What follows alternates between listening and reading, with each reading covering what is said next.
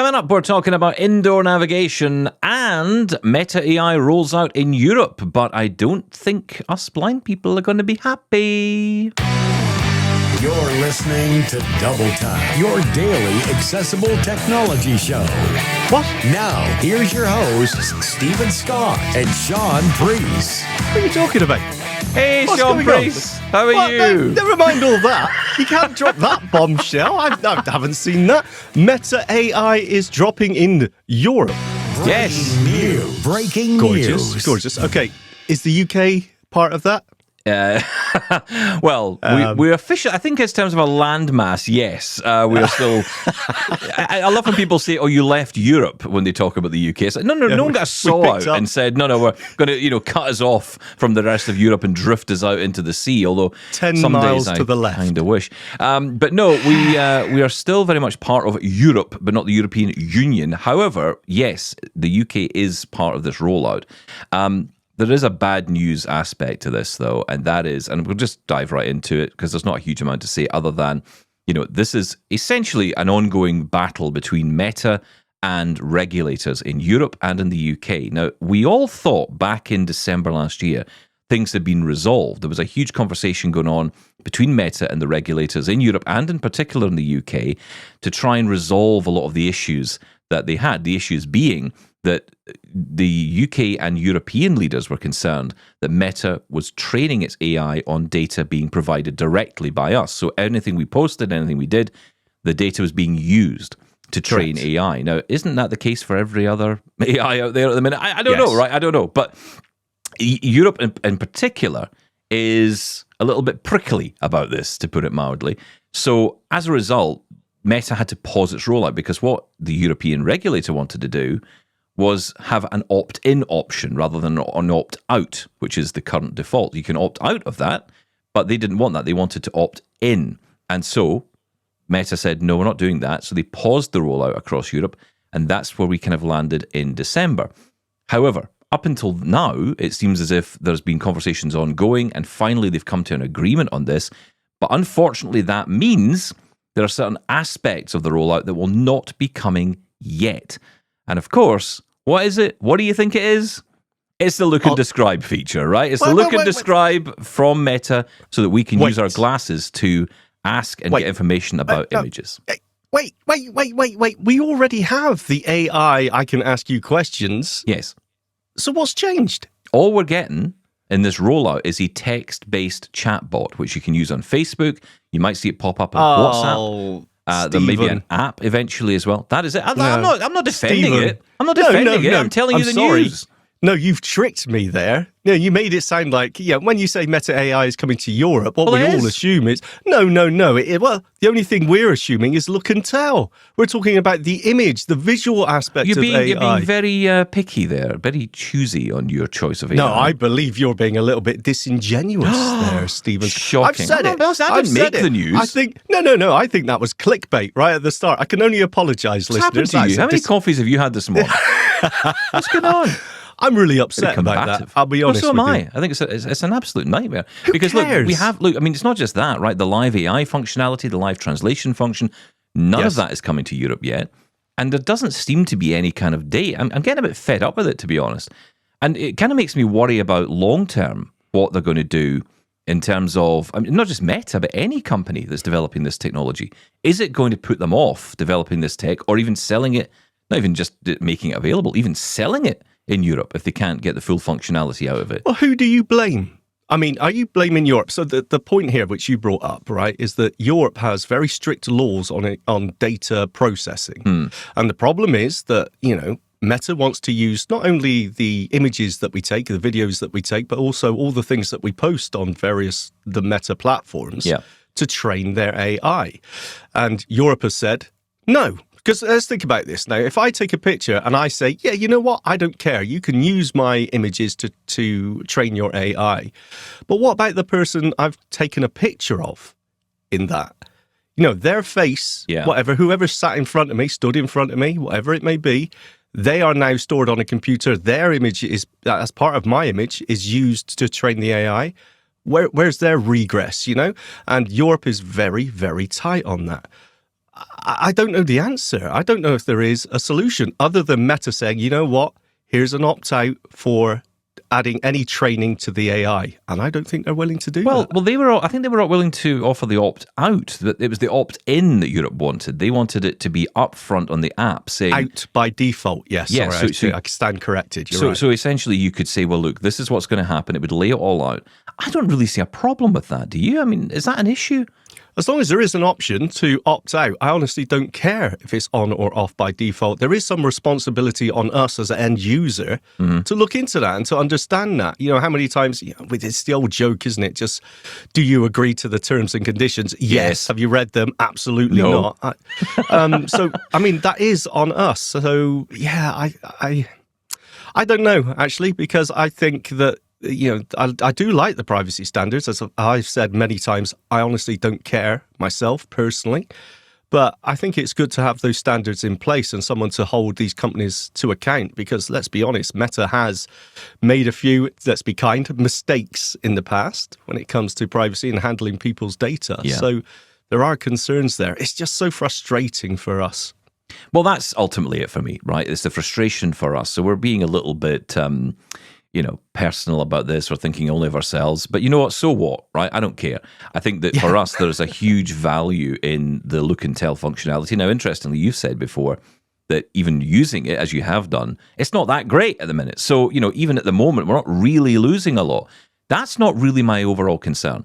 My concern is that other options out there, and I'm immediately thinking about Be My AI.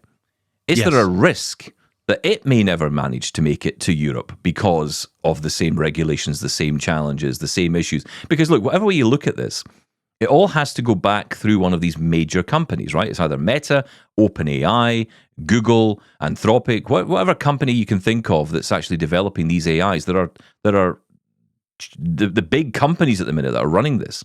It's not like Be My AI has its own LLMs that it's running. That's not how it works. They have to feed through another system. So if that company is blocked by Europe or any other country or any other regulator around the world, we're all affected by it. So that's my concern. And I don't know what the solution to this is, but if it came to a simple tick box option or checkbox that said opt in or opt out right at the top, I think that's fine. I think that's absolutely fine. I do as well. It puts the responsibility on the user, and I don't think that's a bad thing. No, I agree with you. Well, I know. So we kind of Yeah. hoped that as soon as I heard, because my friends were all sending me this, oh, there you go, now that's it there. And I was like, yeah, read the article. It's not. Yeah. It's just not. And in fairness, the initial articles that came out kind of suggested it was all available now. And it was strange because I got version 13 of the Meta Ray-Ban glasses update the other day. Yes. And it said, Audible now available. If you listen all the way to the end of that message in the update notes, it says right at the end, Audible is only available to US customers. What's the problem there? Why can't I can't even listen to my own Audible books? I mean, what privacy does that impact? It just doesn't make any sense. No, I checked out the MetaView app the other day for the first time in a long while, and it's changed, hasn't it? They've updated it. Yeah. They've changed the layout of the settings. Arguably, it's a little bit easier now. You can just jump through the headings to get through the different sections. But ironically enough, you get to the bottom of the list and it says accessibility heading. You think, oh, this is where, Be My Eyes and everything's going to be. And you swipe on and it doesn't auto scroll down. It just jumps to the tabs. So you got to manually swipe up with 3 fingers and then it says Be My Eyes. Dear. But I think we need a jingle for a Stephen Scott rant. I think we're going to have to develop one of these because I do feel another rant coming on. What's going on with iOS and its functionality at the minute? Is it iOS functionality, or as in the accessibility with VoiceOver, or what is going on? Because I find my focus on my iPhone jumps all over the place all the time. Now, I get it on apps like X. I go on there and I read some messages, and then sometimes the focus just loses its focus. Yes. I get it on Mona using the Master app. Sometimes I can't get focus on the top item in the list. I'll go to the tab for home to essentially scroll to the top. I know you can do 3 fingers to swipe to refresh, but it's getting the focus back on the very first item. Sometimes it just loses itself and ends up like 100 pages 3 down. finger single tap on the top of the screen will always take you to the first item. Yeah. 3 finger single tap on the bottom of the screen will take you to the last item on the screen. Yes, but that's the gesture. Doesn't mean it's going to Oh, you're going to make me get my phone out. It's I'm four pretty finger sure it's... top. It's 4 finger to top and 4 finger to No, I bottom, don't isn't it? think so. Oh. Hang on. I'm checking it. No, you got me thinking now. Hang on. Give me a second. It's almost muscle memory. It could be, but I think it's 3 fingers. I always think that because I always think I have to get on my fingers in one place. Let me just turn this on. Hang on. Yes, scrunch them together. Yeah, so hang on. Here we go. Oh, okay. Social folder, 6 apps. 1 social folder, 6 dark, blind folder, 8 apps. Yeah, 4. There you are. Social folder, 6 It's not apps. 4. 4. I'm using 4 fingers. Right, carry on. I'm Hang going on. to check mine. Social group, social folder. Yeah. 1 group. No. 3 doesn't work. I was Okay. right. As I was saying, it's 4 finger single tap at the top of the screen, which will jump focus to the first item on the screen. 4 finger single tap at the bottom of the screen to jump to the last item on the screen. Thank you. Is this a problem with the apps? Is this a problem with the latest update on iOS, or have you noticed this before? I tell you where I have noticed focus problems is in WhatsApp now. So I open a WhatsApp conversation and I go to, one unheard message, or 23 in your case. And then Dare you? I put focus on the message I'm going to listen to, and it's just about to double tap, and focus will jump down to the compose message edit field Oh, yeah. Okay. every time. Now, that's new. I've never seen that before. So I don't know if that's the problem with the WhatsApp app or iOS, but yeah, I am noticing that as You well. see, I'm going to So develop annoying. my own podcast called Split Tap, because that's what I am. I'm a split tapper. Oh, you weren't before. No, but I think it's the hand thing, right? So for me, it's easier just to get, explore by touch, find what I'm trying to press, and then use the other finger to tap on the screen. So hold essentially on whatever I want, and then split tap. So just that means you just get, if you don't know what that is, you just explore by touch. Say you want to find the play button of a WhatsApp message, although that's another problem which we'll get to. You hit play, and then what you do is you get to the play button, and then you use the other finger to tap on the screen, and that activates. It's like a double tap and delay almost, but the thing with that is, of course, once you hit play, then VoiceOver just talks all over your message anyway, so you can't even hear it. So it's an absolute nuisance. You got to do the, 3 finger double tap to mute Yes. VoiceOver before you play any message. Because even if you do the 2 finger tap to just silence it, it doesn't work. No, because it says it again. It'll It just give you the repeats. progress. That's or right, something exactly. like It that. starts reading the whole thing. Like, oh god. Oh, you're right. Blind people are never happy, Stephen Scott. So, speaking of which, you know me in voices, right? I love my voices. I love to muck around. I have chosen a new voice that, I'll be honest, I was kind of surprised I chose. I've chosen, listen to this. Social folder, 6 apps. 1 new item. What do you think of that voice? News folder, 4 apps. I mean, sounds like all the others to me. Banking folder, Okay. 7 apps. 1 new item. Yes, I trying know to I've got get- 7 banking apps, but just let's move on from that. But yeah, so, Hello, FBI. I'm trying to detect an accent to that because I know you had a northern lass I did. from the UK at one point. City Voice 3 in the UK. Siri yes. Voice 3 in the UK, yes. Scottish Fiona, I would have guessed at some point, surely. My wife really likes Scottish Fiona. I don't know. I think it's because I hear Scottish people in my life every day that I don't know if I want my phone barking out. I actually only prefer it when I'm away. I kind of like it. So like, it feels like home. I'm home. Okay. Fairly middle-aged woman yelling at me all the time. I like it. I feel at home. Okay, let's leave that there. So, what voice is that? This is City Voice 2. I love the fact they don't give them names. And if they do give them names, I can't find them. But yeah, City Voice 2, South Africa. Oh, yeah, of course, because, you're a fan of Elon. Yeah, of course. That's right, exactly I why. remember. Well done. Exactly why, yeah. No, I find she's so clear, such a clear voice. Although it's funny when she says accessibility, because she's accessibility, which kind of makes me laugh. Oh, But that sounds Scottish to me. it does a little bit, yeah. Accessibility. She needs a in there, and then she's got it. But no, accessibility. But yeah, she sounds good. She sounds very clear. I think she's got a nice voice. She doesn't. She No. does. And I Tell you thought what it is. I switched on. Stop. What? No, I'll tell you what it is. It's just because it's a change. We all do this. Well, yes, exactly. Alex sounds amazing because I haven't listened to it in 12 months. Alex is amazing. Let me put Alex on. And then within a week, I'm Sick of the I'm breath, utterly yeah. sick of his asthmatic, the puffing around. I'm just Yes. turning the volume down on this because it'll just talk to me all the way through the show. It will. But yes, I also did do something, Sean. I have to mention this as well. What Stephen bought this week? Oh dear, I'm reaching Oh, over. really? Yes. I'm reaching over to bring up a gigantic box onto the screen which contains an Apple logo and a Mac Studio. Wow. I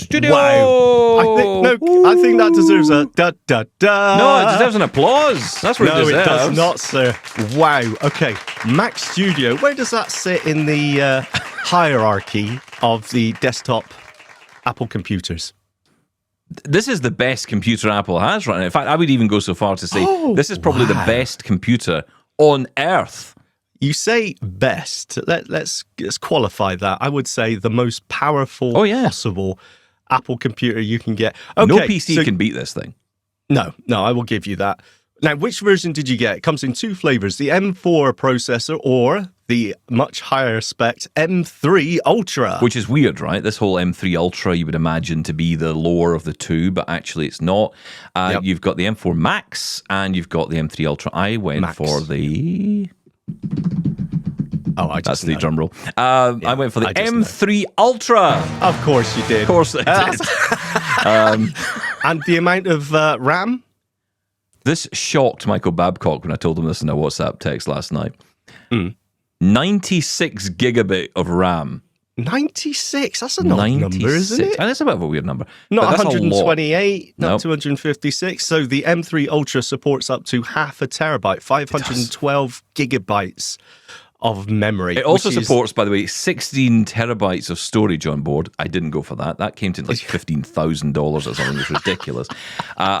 This is the base model, essentially, of the top range, if that makes sense. It's like the bottom of the top of the bottom. I can't remember whatever way around it is. This is the 1 terabyte, so 1 terabyte solid state, which is more than enough for what I need. And I've also got hard drives connected to it. The eagle-eyed viewers on I'm trying to turn the right way, on YouTube can maybe spot it behind me, just sitting behind. It's over there, just beside Bob's babies. It was beautiful, by the way. I did touch it at the Apple Store. You touched it in the Apple Store, and so did I. And it was lovely. It's just so solid and it's got the Apple gorgeousness to it, the design. I should say, Apple did not send me this. As much as I did ask, but they didn't send me it. And, it's funny because it's so expensive, right? And I thought, there's no way I can afford this. And I wouldn't have afforded it. If it wasn't for a leasing company, I'm not going to mention their name because that would be advertising and they don't pay us to advertise, so not advertising them. But I will say, if it wasn't for leasing, I wouldn't have it. So, don't think I've suddenly come into money because I haven't. But I will say that it's a great way to actually get some of your products. I actually worked out that the cost of the lease over the period of, I think it's a 3-year lease, actually works out, I'm saving like £1,500 on the actual purchase price of this thing. So I can have it for 3 years, pay the lease price, and still save money. Yes, of course. The caveat being that you don't get to keep it at the end of these 3 years. You can if you want. You can buy it out, but of course there'll be an incredible cost, I would imagine, to that. Or you can send it back and get a new one, which by then you would want to anyway, wouldn't you? So 3 years seems like a good number. I mean, this thing could probably last another 10 years, to be perfectly honest. It's going to be the most powerful machine. Because you have got the M4 Mac Minis, the new ones, right? Yep. You had them. Well, that's actually been sold. That's actually been sold because that was kind of getting out of the way of this one. Okay. Have you still got another one, though? We've got the one we use for the show. So this is the one we use here. So this is the show recording machine. So that doesn't really do anything else. It just focuses on doing the show. Mac Mini. That's an M4 Pro with a Mac Mini. That's what runs the show. M4 Pro. All right. So if you ever think, why does the show feel like? Why does it look so good on YouTube? Why does it sound so great? That's because of the Mac beautifulness. It's got nothing to do with Shaun's terrible Lenovo Legion laptop. Okay, yes, and it works perfectly. No drop frames, as far as we can tell. It handles. We wouldn't know, but so far so good. No one said anything. But I mean, it handles the processing. This is all recorded in real time. no edits or whatever. It handles. Yeah, I mean, literally, when I press this button, this is actually that dog is barking in real time.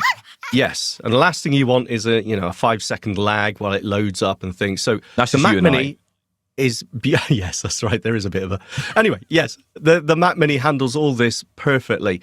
So why go for the Studio? Well, look, I'll be honest. If it wasn't for the leasing option, I wouldn't have touched it. Yes. I just thought, it's such a cool machine. Someone else was looking to buy an M4 Pro Mac Mini from me at that moment. And I thought, well, you know what? The worlds have collided.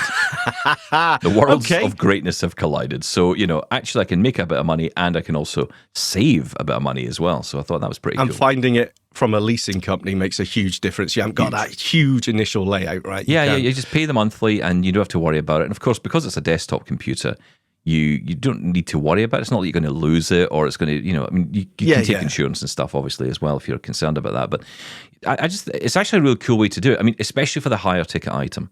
If you can't afford something like this, and I couldn't, honestly, I could not have afforded to buy this thing. In fact, it's the first time I've ever bought a machine like this. I mean, this thing's begins at £4,000 or £4,200. I don't know what that is in dollars. It's a lot. So, it's not a cheap device. Yeah, it's a serious device. But, I thought, you know what? I'll treat myself because it's. And you want to test this out, right? Yeah. You do want to see, because we've said before, the Apple Silicon failure of its own success, because, okay, M1, M2, M3, is there really much of a difference? The M1 still performs amazingly well. Yeah. So let's get onto that, because you've obviously set it up. Yes. Performance. Have you had a Safari busy or not responding yet? So here's the thing. Before I even got set up, I don't know what's going on with the macOS Sequoia, but the one thing I wanted to do was update to it, and I kind of wish I hadn't, because the setup process was a nightmare. Could not get it set up easily, constantly getting authentication. No idea why on the setup screen. So I had to continually turn VoiceOver off and then on again, off and then on again, every time it started saying authentication, every time I did anything. Got through that, finally got to the point where it was all set up and on. And the first thing I wanted to do, because the other thing I did last week was I upgraded my internet connection. There was a new deal, again, saving money. I couldn't believe this. I saved like £20 a month on my internet connection by upgrading it to double the speed, which I couldn't make any head nor tail of. But the company were just like, yeah, well, look, basically it's a new deal. And of course, I'd been on a contract for so long that the prices have now come down. So I was able to get a better deal and get double the speed broadband. So I wasn't complaining about that.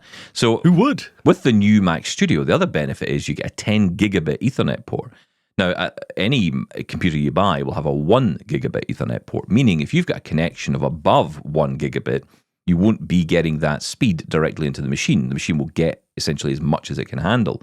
So you might get 1.1, 1.2, but that's about it. Now, I've got a 2 gigabit connection now, and I wanted to try it. So when I got connected, one thing I wanted to do was check the speed to see with this 10 gigabit Ethernet port, which essentially opens up the bottleneck between you and your router.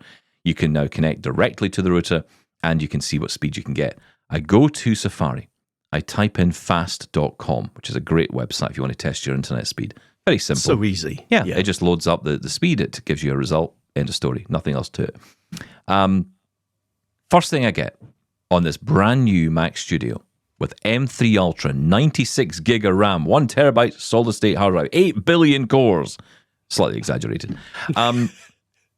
Safari not responding. Wow. Okay. Yeah. Isn't that so disappointing? Didn't you almost want to pack up right there and then? Well, it tells me what I know, and I feel I've kind of done a service to the community out there who always wondered. Yes, thank you, I'm a hero. I've kind of done a service because I feel there's a lot of people, including me, who thought, well, surely these high-end machines will not give me that kind of issue, will not give me those errors because, there's far too much power in there. That would never happen. So clearly, the issue is with software. There's a software issue, and I have to say Sequoia has more than 1 or 2 bugs. There's a really irritating bug which just does not seem to go away, and that is you get stuck in the dock, and you go to the dock, and you get no other applications open, and you want to go to Finder, which is what I always do first of a day, go to Finder, and then start navigating around to get to my files and whatever else. You cannot get to the Finder window. The Finder window is there, but it's not able to be detected by VoiceOver. The only way to get to it is to open another app so you can command tab back into Finder. And then at that moment, you can start using it. I don't know what is going on there. I don't know if this is You haven't found a workaround for that yet? No, there's no way I can seem to. Because even if even I think to myself, well, okay, I'll open another Finder window. I'll just do Command N, and that will open up a new Finder window once I'm sort of focused on it. But it doesn't work. You can open up more, but it still won't get the focus onto it. It just cannot get to it. And you get stuck in the dock. You can't get out of it. And like I say, you have to open. And the only way you can do it is to literally arrow to another, because you're stuck in the dock, right? So you can only arrow to get to another application. And then once you open that up, then you can command tab to it. And if you close all those apps, even if you close down the app later on, and you're just left with Finder open, you still can't get to it. It's ridiculous. That would drive me absolutely crazy. after a while. Yeah, that sounds really annoying. So that's got to get fixed. But there's a few other issues as well with that setup. I don't know what was going on there. But, you know, I don't. Sometimes when you do updates within setup, it can knock things out a little bit. I don't know why that is. Yeah, but it shouldn't. No, it shouldn't. Absolutely shouldn't. It's not an excuse at all. This is terrible. Yeah, it's not Windows. So okay, let's have a bit less of that. Well, I mean, I'll be honest. I mean, the Windows, at least with Windows, when it loses focus, and it has done, I've seen this happen a lot in Windows 11 setups. You know, if it loses focus, you can still Alt-Tab back into the installation screen, because sometimes there's something behind the scenes that's kind of sitting there, and it's getting, and that's what's going on. There's something in the background that's grabbing focus. At least with Windows, you can Alt-Tab back into where you're trying to get to. It can still see that application, that installer, if you like, or the setup wizard as an application. Doesn't do that with the Mac, and this is a nuisance with the Mac along the way. Things will pop up, or say you open up a window. The classic is force quit application, right? So if you want to close down an application quickly, you bring up the force quit application screen. You can only get back to that. This is for VoiceOver users. Obviously, you can click on it with a mouse if you can see it. But for VoiceOver users, you have to essentially do VO F1 F1, which shows you the active windows on screen, and that's when you select it and bring it back into focus. But if you get a notification and amongst all this, it will lose focus again, and you have to go back through all that process to get back to it. Yes, I love Mac. It's great. It just works. What's wrong? What's the VO F2 F2 one for then? I remember that keystroke. I rarely use that one, to be honest. Wasn't that for notifications? That changed. Something actually. else. That changed because now that's VONN. Okay, makes total sense. Yeah, I hated that VO F1 F1. It's weird, isn't it? Yeah, it was. It wasn't great, but as you say, there's not one perfect OS, so whatever. There isn't. I want to get back to fast.com. So when it stopped being busy or it started to respond, what did you get? 3.1 gigabits. I'm like, okay, hang on. I only pay for 2, so what's going on here? No one else is on that line. That's why possibly. You've got sole use, probably. Yeah, possibly. 3.2 gigabyte. That's download, right? That's downloaded. The upload speed was what I was really wanting, because we're obviously pushing a lot of content out, especially now, and moving a lot of content around with video. So I wanted fast upload speed. I was getting before 100 meg upload, which is actually okay. But when you are using and pushing up big files, say to YouTube or moving stuff around on Dropbox, you need a little bit more speed. And boy, did I notice the difference with this.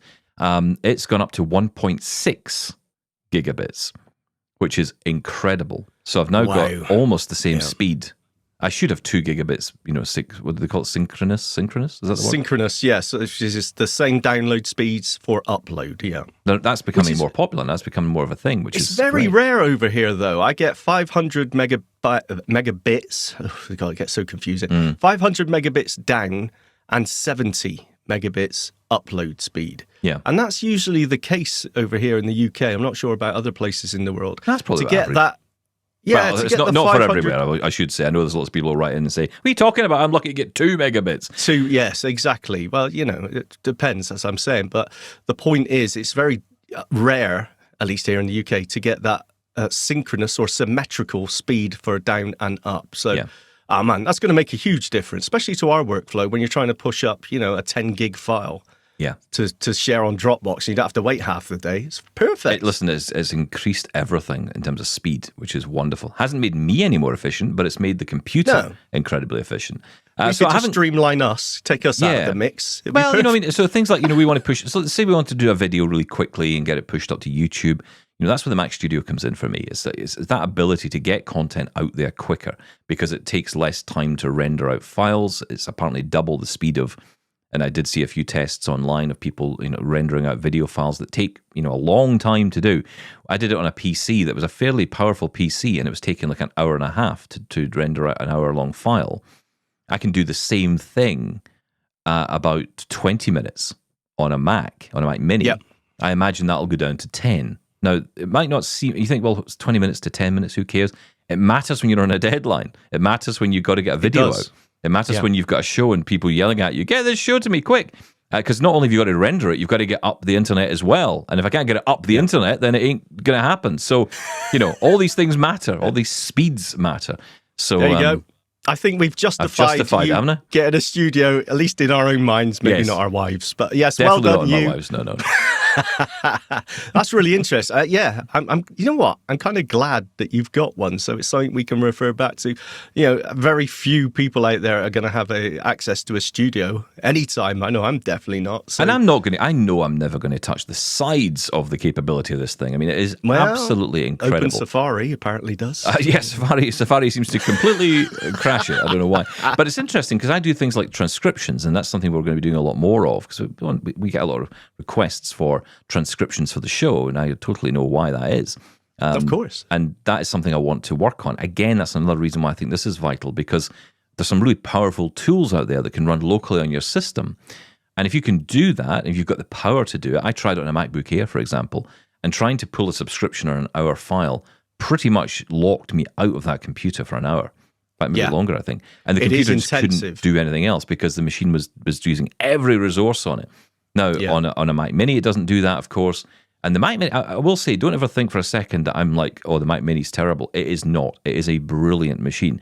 And to be perfectly honest with you, if the lease option hadn't come up, I would not have changed at all. Of course not. Because there's no reason to, really. This is just, I've made a choice here because I've just really wanted it. So, why not? So, I had the option and I'm taking it. I'm not going to just apologize for it. It's not like I'm apologizing for it. But no, I accept it, own it. And I bought a telescoping cane. And you know what? I'm not making apologies for that, Stephen. Quite Scott. right. It's exactly the same. There we go. It's exactly the same. It's exactly the same. Listen, we're going to move on because we had a chance, before we went away to CSUN, we had a chance to talk to Tom Pey all about Waymap, a very interesting company. Now, we've talked about Good Maps before. We've talked about all of these kind of companies. It seems everyone's out there trying to find the best route to indoor navigation. So thank you. So we're going to talk to Tom in a sec. I just want to mention quickly, though, for those of you who have been listening to us regularly, especially if you're in Canada, it's really important to be aware that AMI has a research panel that you can get involved in and share your thoughts on everything AMI. So if you want to shape the future of shows, programming, content, if you want to have your say on what you watch on AMI TV, AMI Tele, and also here on AMI Audio, then the best thing to do is head to ami.ca/panel, where you'll find out more about the research panel. If you're doing a long-term study, you'll be compensated for that, and lots of interesting ways you can get involved with Canada's, frankly, premier channel for disability. If you want to, well, there is. I would say the world's, Stephen Scott, to be honest with you. I see it. I see the world's. Okay, thank you. Yeah. Move on. So, yes, just a reminder, ami.ca/panel is how you can get involved. Panel, yes, Panel. What do you think I'm saying? Get involved, everyone. It's important. Thank you. More double tap. Okay, Shaun, let's talk about navigation and getting around. It's a challenge for all of us, as you know, as I know, because we talk about it often enough, especially the amount of times you get lost in hedges. Clearly, you do need some assistance when you're out and about. But what about indoor navigation? What about when you go to busy places like train stations or you get onto public transport or transit? There are lots of, ways for us to get around, lots of great accessible means to get around, but it's actually finding sometimes just the door of somewhere can be the big problem, right? Absolutely. And more than that, sometimes the technology works great when you're trying it in the comfort of your own home and you're maybe doing a test before you actually go somewhere.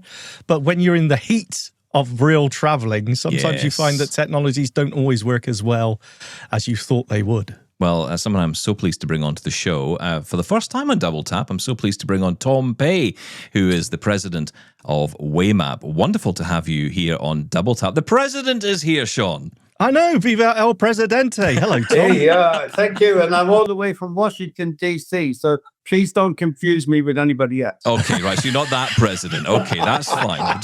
Just clarifying that. That's good. That's good. Listen, for those who don't know Waymap, tell us about the story of it. I mean, it all started many, many years ago when myself and a friend of mine, we built the first audio-based navigation system for blind people.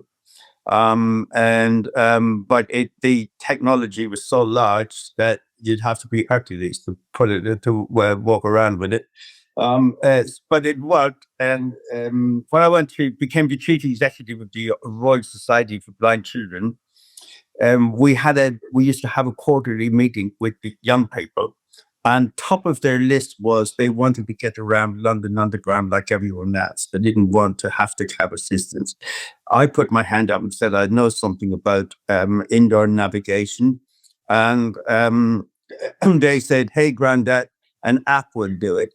So I thought, okay, well, if it's that simple, then it's got to be okay. But I applied to google.org, and we got $1 million grant from Google. We were asked to go out and change the world for blind people. And that's precisely what we did. And so from it, a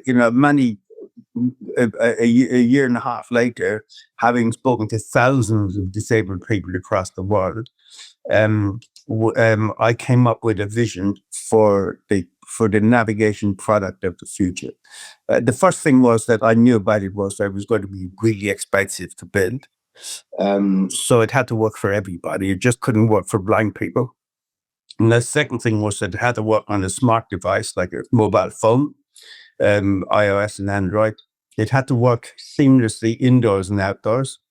It had to operate through an accuracy level of up to 1 meter and a heading accuracy level of up to 10 degrees so that we could locate you accurately and we knew where you were going accurately. And the other thing was to make it commercial. There could be no infrastructure, so no Wi-Fi, no QR codes, no Bluetooth beacons, nothing. Just your phone. You walk into the place, and lastly, it had to work if your phone was on airplane mode. And the reason for that was that we couldn't. If your mobile phone company lost you, we didn't. Yeah. And you could complete your journey with basic navigation. Clearly, you wouldn't get live updates and so on, but you would have basic navigation to get you to your destination. And lastly, the real problem to be solved, whether you're disabled or not, is nobody wants to go out just to get on a bus, or nobody wants to go out and just get on a train. They want to go from their home to someplace.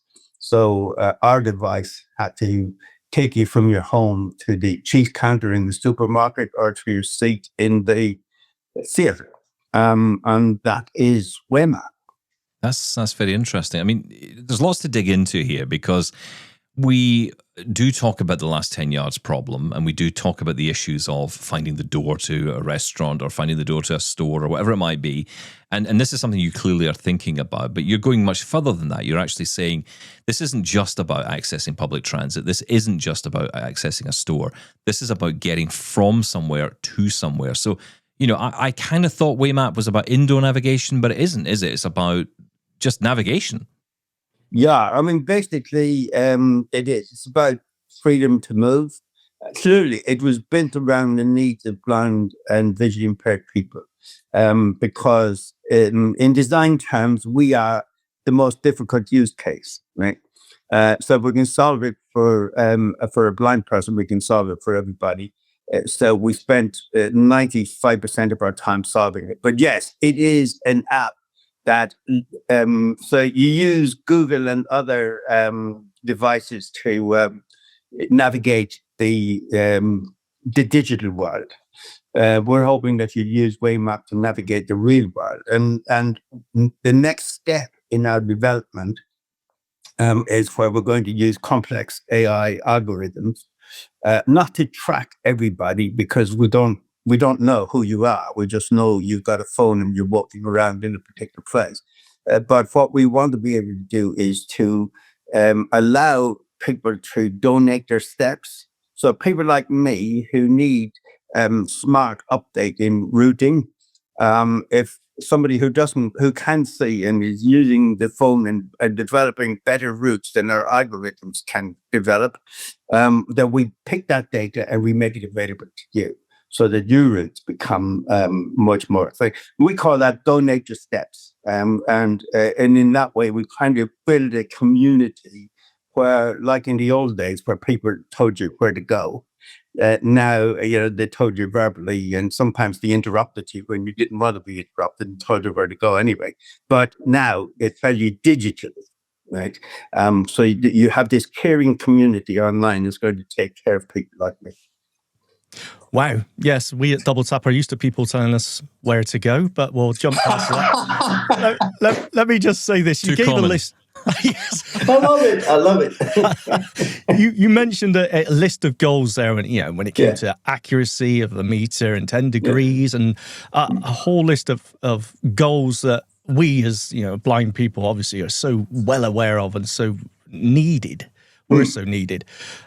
But those weren't in any other device, either hardware or software, because of a reason. The technical problems that you had to overcome to do that. So how have you overcome this? What did you put in place? Well, I mean, there's a great story around this. So I was at a conference, and I heard a guy from the UK talk about that they had developed a device a number of years back to help the atomic agency to find weapons of mass destruction in Iraq, right?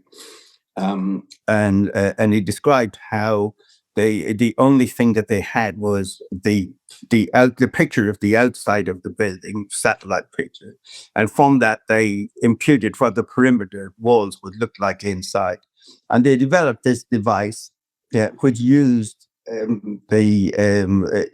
use mechanisms that are now in a mobile phone, and they would click those onto the guy's bed because they weren't allowed to bring any other devices in, and they would walk around.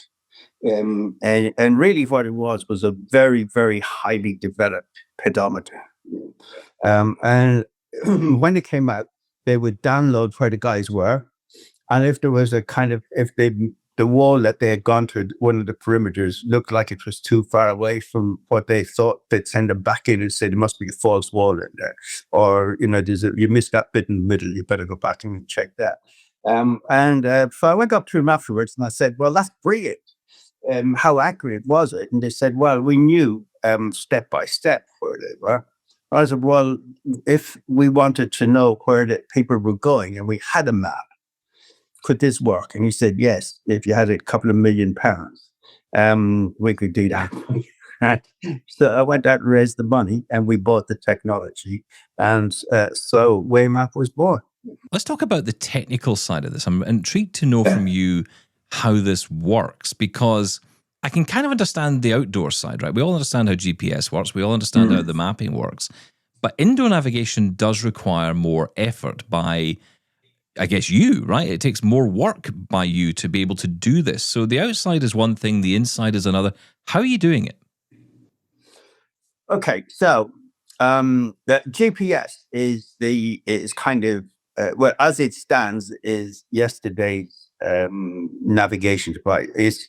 It's brilliant for many things, but for navigation, it varies between 10 and 30 meters accurate. Yeah. And that's okay if you're driving a car at speed, you don't really notice it, but if you're walking, you do. So what we've built is really the world's most expensive pedometer. We take your mobile phone. In your mobile phone, there are a number of sensors. There's a magnetometer, a gyroscope, a compass, a barometer, and an accelerometer. And all of these are very cheap and they all lie to you. Right? However, they are what we call relatively accurate. So they can't give you precise readings, but they can give you relative readings. So we built an algorithm which takes all of the senses, the data from the senses, and fuses them together.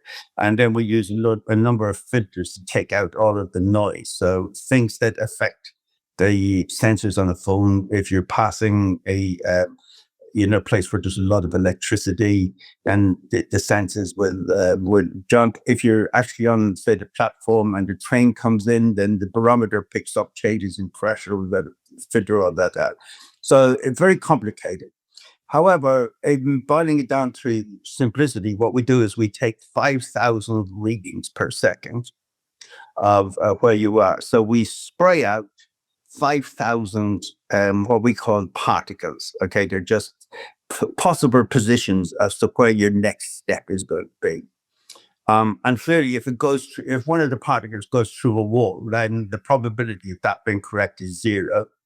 And the more it's further out from your step length, then the probability drops off. So we then calculate what we call the particle of best fit.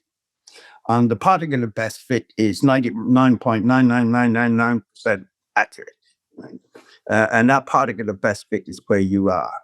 And then you take your next step, we repeat the process. So there's a little bit of drift that comes in, what we call an error that comes into the reading every time, the longer you walk. So we then have a proprietary map matching algorithm, which says that when you put your foot on an escalator, for instance, we know you're going up. We know where that is, and we zero out all the errors. And when you get off at the top, we know you are, we zero again. If you turn right, we know where that is, we zero that, and so on. So that's how we keep to within roughly a meter accurate all the time and 10-degree heading accurate.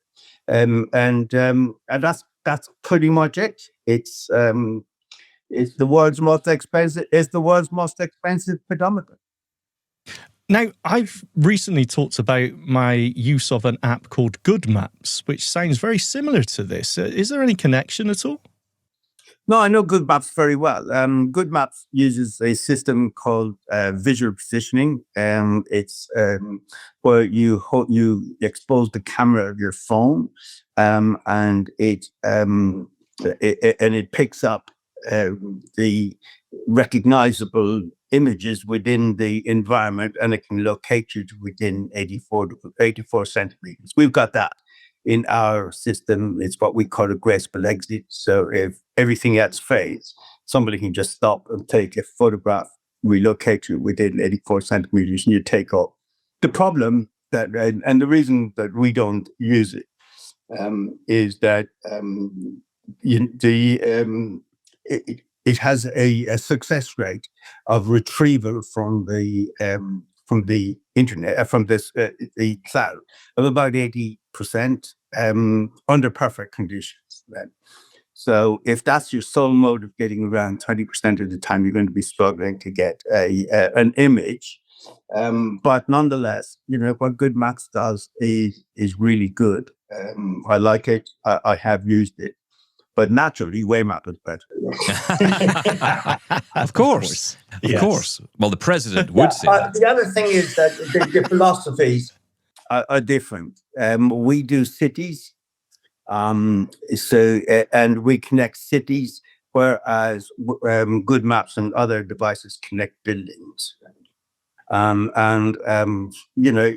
Look, there's the market for indoor navigation is huge. There's room for more than one of us, and I wish them the very best. I like folks at Good Maps. They're part of the American Print Hats and client, good folks. You've got a lot going on. Of course, the big story, the big headline is around Washington, D.C., but like you say, you're going to be moving forward with the LA Metro as well, and LA more generally, which sounds incredible. Sounds like an amazing piece of work. I mean, we've also signed a contract with another metro system in the United States. We're just not allowed to name it, but it's further south. Okay, all right. Okay, we'll see if we can guess. All right. Listen, it's been great talking to you, Tom. Thank you so much for coming on today and telling us about Waymap, and good luck for the future. Yeah, no, guys, it's been really enjoyable. Thank you so much. You guys should be a comedy act. Britain's Got Talent, here you come. Thank you. Tom. Thanks, Tom. Thank you.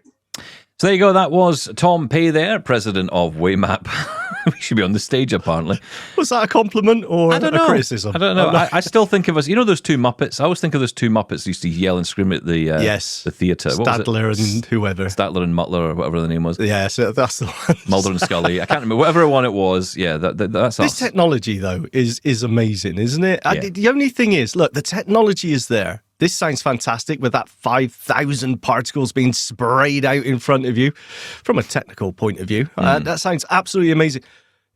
We got to get businesses, organization, places to pick this stuff up Otherwise, it's not going to go anywhere.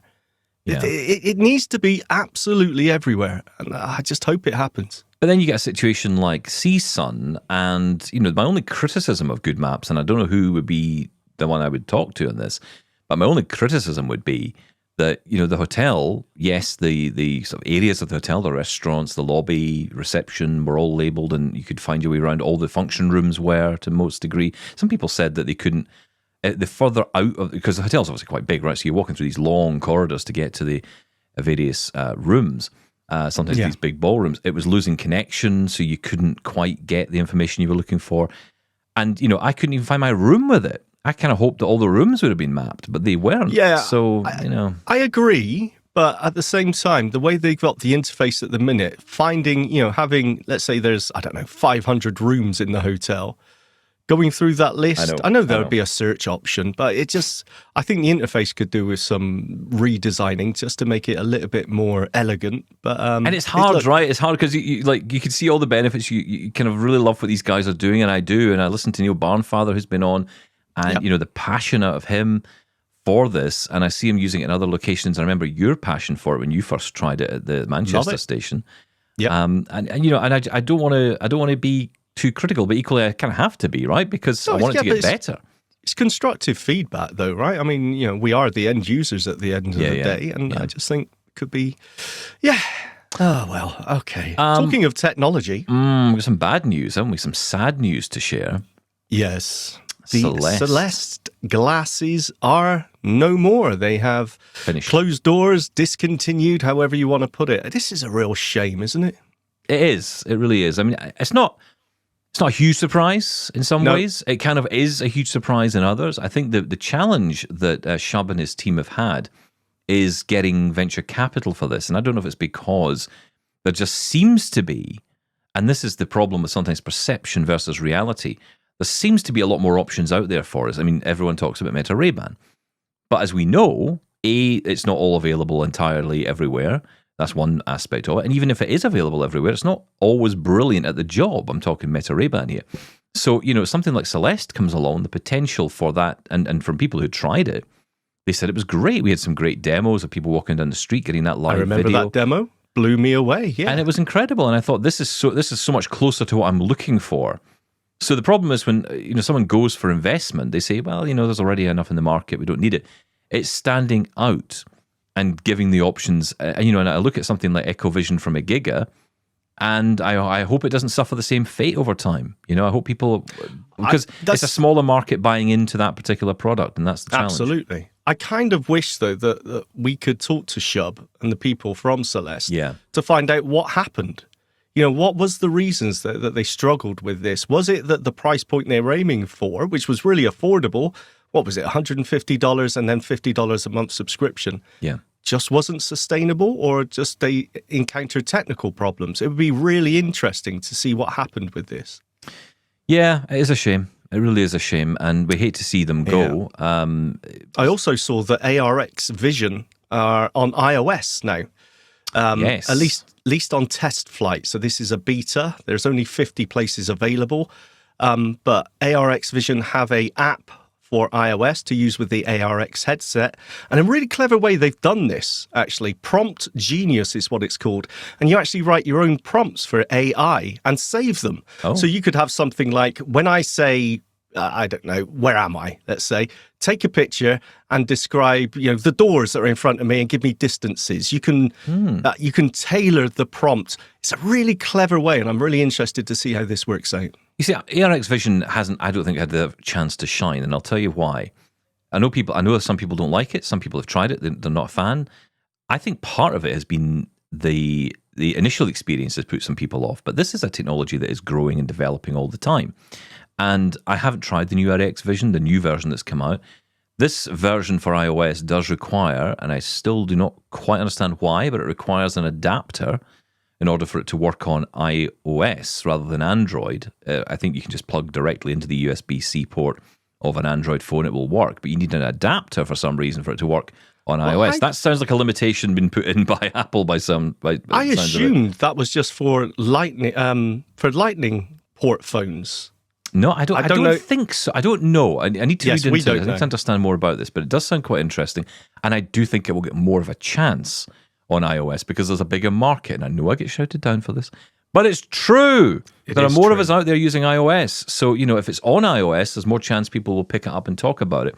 So I think you're going to get more, because I haven't, despite, look, we've had some interesting feedback over on this particular product over the past few months. And I've been kind of reticent to talk too negatively about it because I don't feel we have enough people talking about the product. No, absolutely. We got to be careful. Yeah. Well, yeah, and this is a absolutely. company that, it's trying to make its way, and I don't want to get in the way. But equally, I have to take seriously what people are saying. But if there's only a few people saying what they're saying, I can't put that out there. I need balance on this. I think it's only Yes. fair to the customers. We Only fair need to a you. certain sample size, right? To It can't get just be like one or true- two people saying, "Oh, I don't like it." That's not good enough. That doesn't work for me. That doesn't tell me anything. Because I could try my Mac Studio and say, "God, that's terrible," because Safari not responding, and then someone else says, "Oh yeah, but if you did this, it would work," and you go, "Oh right, okay." So that's the point. Anyway, look, we're out of time. But listen, we'll talk. We're going to try and get Charles back on from ARX Vision soon to talk more about this. Very interesting indeed to see it arriving on iOS. And that is it for us today, though. We're back tomorrow with lots more. Thank you to Tom Pey for joining us. And also thank you for listening as always. Keep your feedback coming. We'll get into more of that tomorrow. Until then, keep on tapping. Bye-bye. Thank you. Bye-bye.